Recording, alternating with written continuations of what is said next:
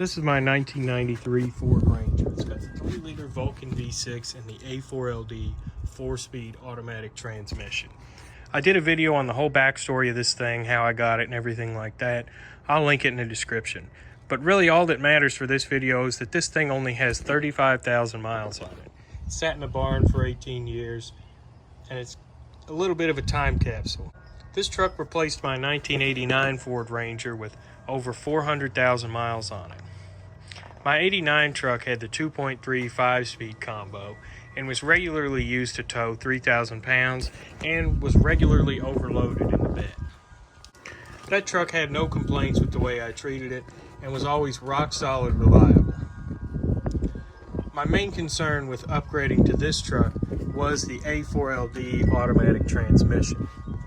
If you do any research on this transmission, you'll find a lot of horror stories. Tons of people that had a lot of the same problems, a lot of these transmissions grenading before 100,000 miles, and just general anger towards this transmission. With this truck being so low mileage, I wanted to, first off, be able to tow and haul like I did with my other truck, and second off, have a truck that I can own for another 20 to 30 years if I take care of it correctly. First, I want to talk about the common problems with the A4LD, and then I'll go into what I did to make mine hopefully more reliable. The main two issues that a lot of people are having with this transmission are losing overdrive and losing the torque converter lockup function. That's typically caused because the transmission is controlled hydraulically for gears 1 through 3 and electronically for fourth and lockup. The reason why they're losing those is because Ford didn't design the solenoids or the wiring to the solenoids to deal with the heat that this transmission produces. A lot of times that heat just degrades the wiring, degrades the solenoids, and boom, you lose fourth or you lose lockup. The next common problem, and the one that I've personally experienced, is the transmission gushing fluid from the front seal. This is caused by overheating your transmission. When transmission fluid gets hot, it expands. And in my case, it had nowhere to go, and it went right out the front seal. Seems a lot of people are having that problem, and it is just straight up due to not having the sufficient amount of cooling for your transmission. After I overheated my transmission trying to tow with it, I scoured the internet for any success stories with this transmission. What I would consider success with this thing is, number one, making it over 200,000 miles, and number two, being able to tow with it without overheating the transmission within a few miles. I actually found quite a few stories of people that had made it over 200,000 miles with this transmission, and every one of them had two things in common. The first one was a much larger aftermarket transmission cooler. The second one was changing their fluid very frequently, between 10 and 20,000 miles. As far as what fluid they used, there was really no information on that. Everybody used something different and everybody had great results with that, apparently, so I just used what Ford called for. So after seeing all of that, I decided that I had to improve the cooling on this thing. I'll link all the stuff that I used in the description. Obviously, none of it's sponsored. I'm just linking that because it worked for me. First off, I bought this 11x11 cooler.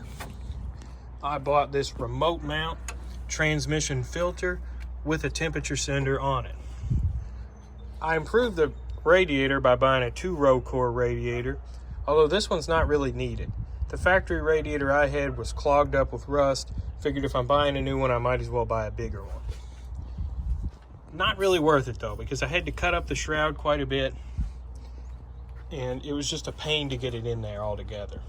So if you're doing all this, you can probably skip out on the bigger radiator. I installed the transmission temperature gauge that came with the filter, and I installed the 4-wheel drive drain pan with a drain plug in the bottom, just to make changing the fluid a little easier. If you're buying and installing this pan, you need to get the 4-wheel drive filter as well. You don't have to change the dipstick when you change the pan. I did a lot of comparisons in the junkyard. It's all the same dipstick. Here's how I routed the cooling stuff.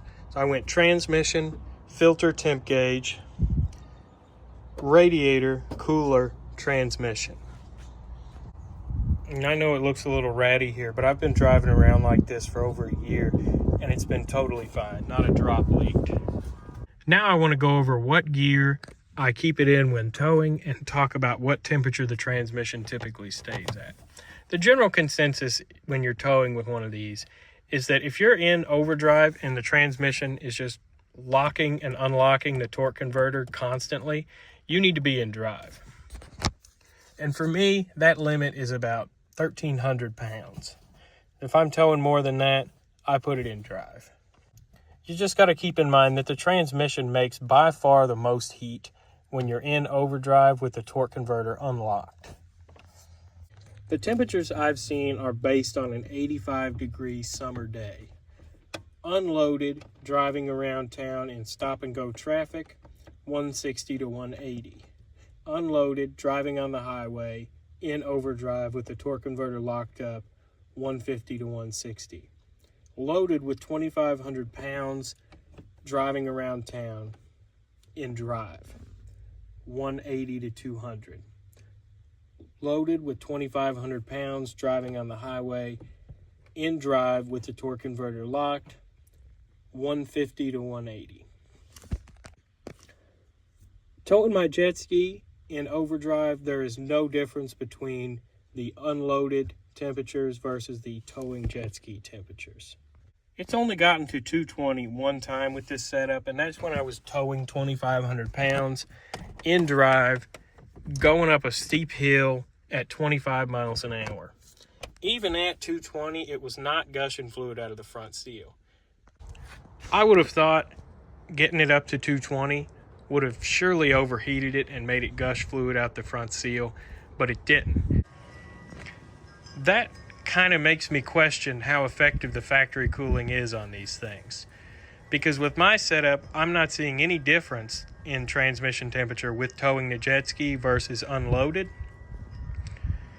If it overheated before with just towing the jet ski, it makes me wonder, was it just running super hot all the time before and that just sent it over the edge? Was the reason that all these A4LDs were failing is just because they were cooking themselves all the time and the Ford didn't cool them effectively from the factory? I don't know. That's what I'm guessing though. And I know that this setup works for me. If I have any problems or any updates on it, I'll definitely post some videos.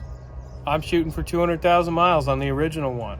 I was editing the video, couldn't figure out how to exactly link a specific part from Rock Auto. So I'm just going to throw in the pictures with the part numbers of the parts that I bought on Rock Auto.